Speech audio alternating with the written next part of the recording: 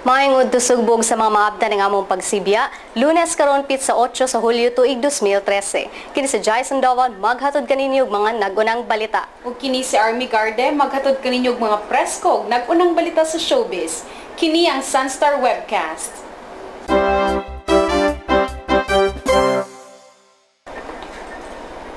Ang mga nagunang balita.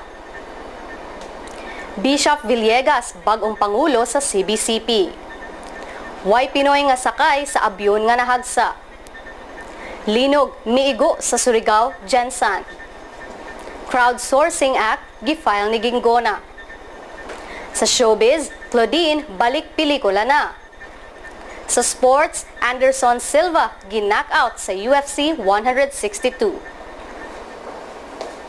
Ang detalye sa mga nagunang balita sa atong pagbalik. Is your house a home? Tell us your story in video and get the chance to win $500 in cash and be featured in the Cebu Yearbook 2014. For more details, check our Facebook page at www.facebook.com/SunStarCebu Yearbook.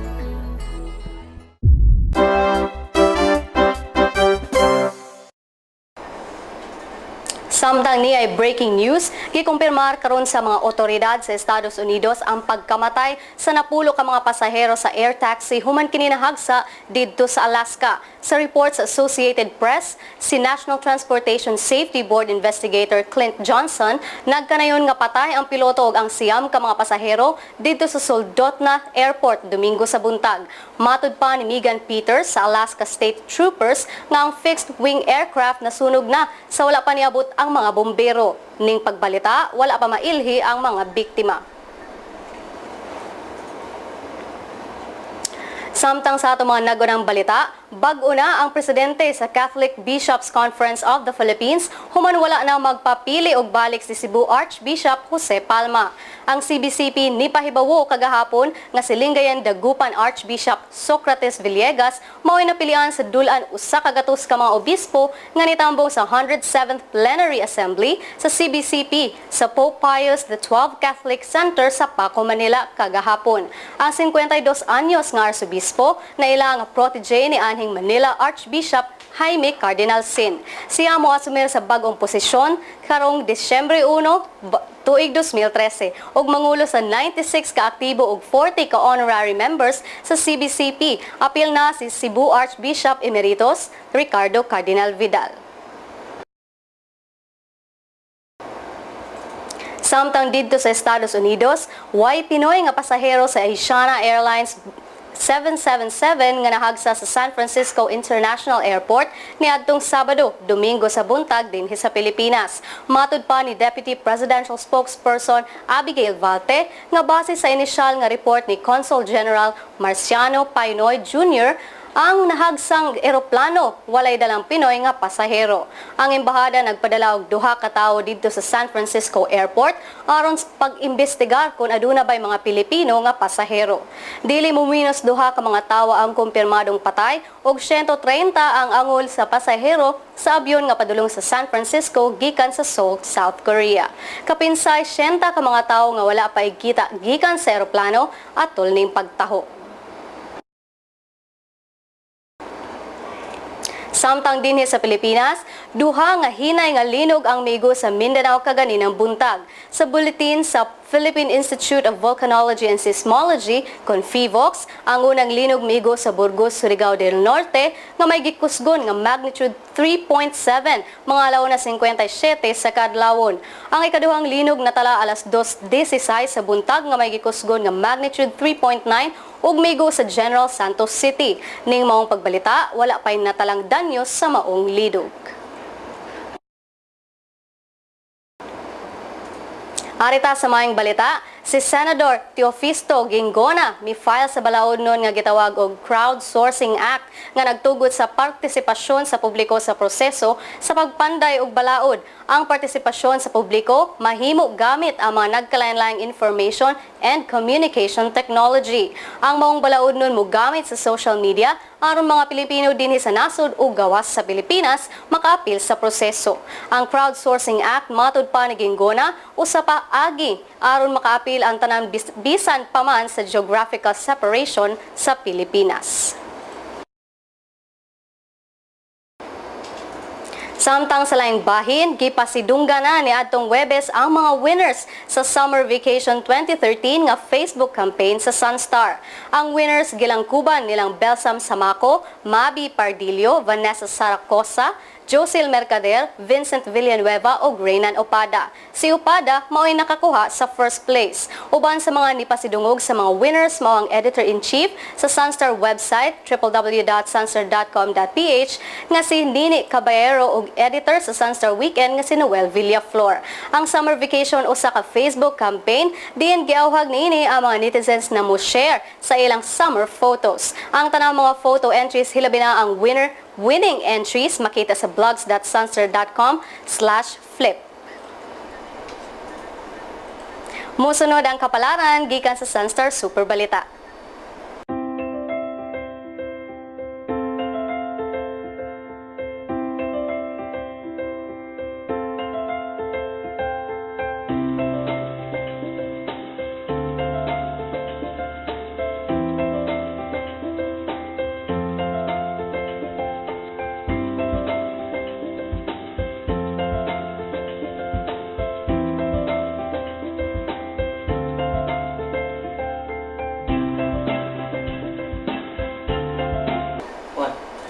Sa atong pagbalik, si Army Garde mohatag sa mga nagbagang chika sa showbiz. Is your house a home? Tell us your story in video and get the chance to win $500 in cash and be featured in the Cebu Yearbook 2014. For more details, check our Facebook page at www.facebook.com/Sunstar Cebu Yearbook.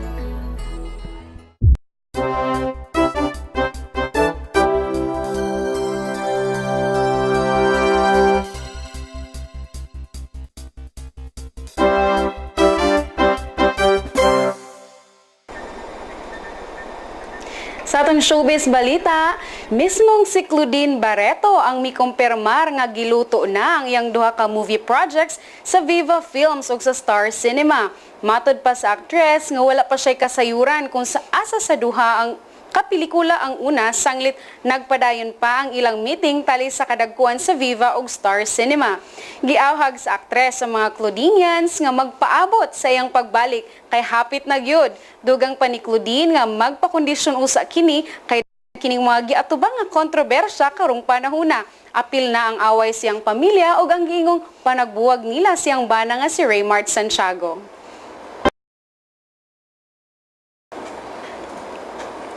Sa laing showbiz balita, gi-admit sa tambalanan ng asawa sa boxing champ Nonito Donaire Jr. nga si Rachel Marshall Donaire human sa iyang pagluwas sa nalumos nga bata. Si Rachel kinsa tali-anak sulod niining buwana, walay pagduha-duha nga milayat sa dagat bisan dako na kaayong iyang tiyan ug dali nga milangoy aron sa paghawa sa bata nga anak sa ilang higala uban sa ilang pagpangaligo ni atong 4th of July. Human sa maong hitabo, pagkasunod adlaw nagpingit sa kasakit si Rachel ug nasuta nga adunay strained ligament, hinungdan nga gidala kini sa ospital. Mayo na lang wala maunsa ang gisabak ni Rachel apan gimanduan kini nga mag-bed rest. Para sa uban pang showbiz balita, bisita lang ang specials at sunstar.com.ph/celebrity o i-follow po mi sa among Twitter at Sun.Star Showbiz. Balik ta kang Jason Doval para sa Balitang Sports. Is your house a home? Tell us your story in video and get the chance to win $500 in cash and be featured in the Cebu Yearbook 2014. For more details, check our Facebook page at www.facebook.com/Sunstar Cebu Yearbook.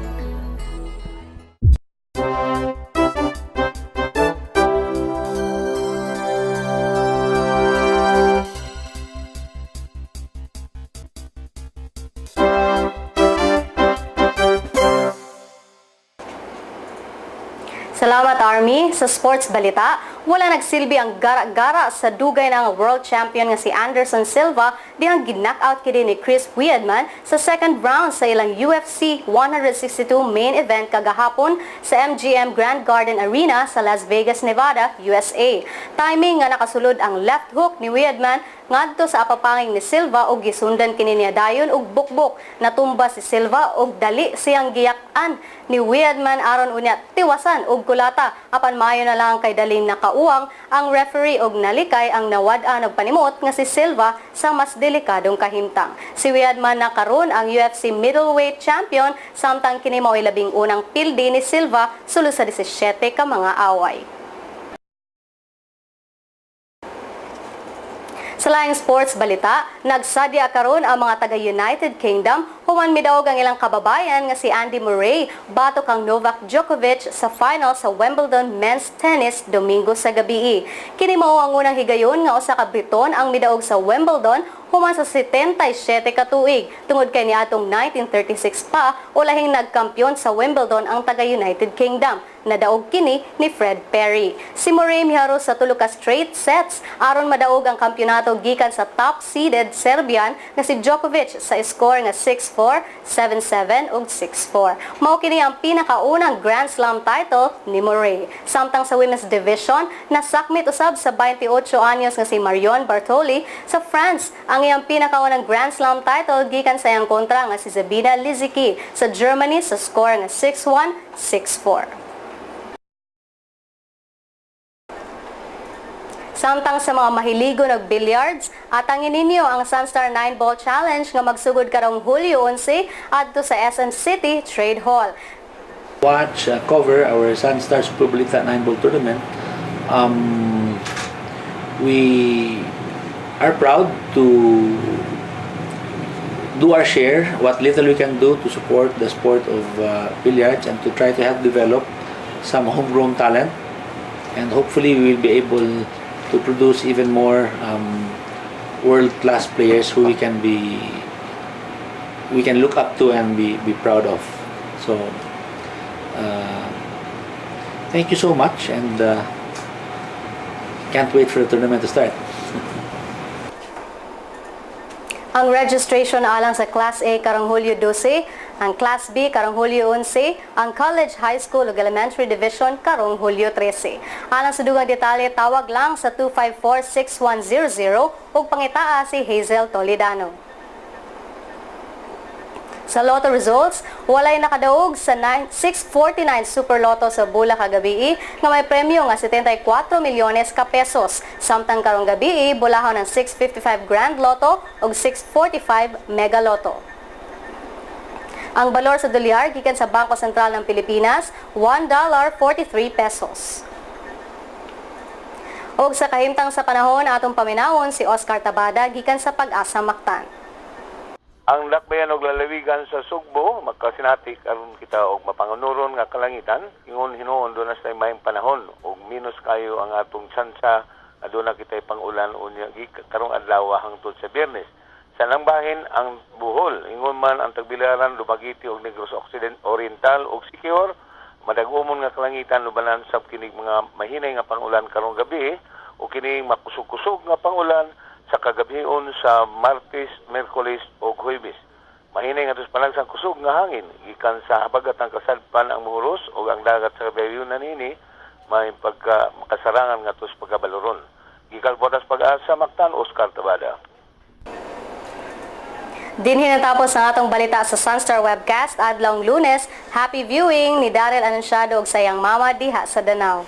Mayong adlaw usab sa atong mga higalang Filipino nurses diha sa Riyadh, labi na kang Dayan Lara Tigupyo.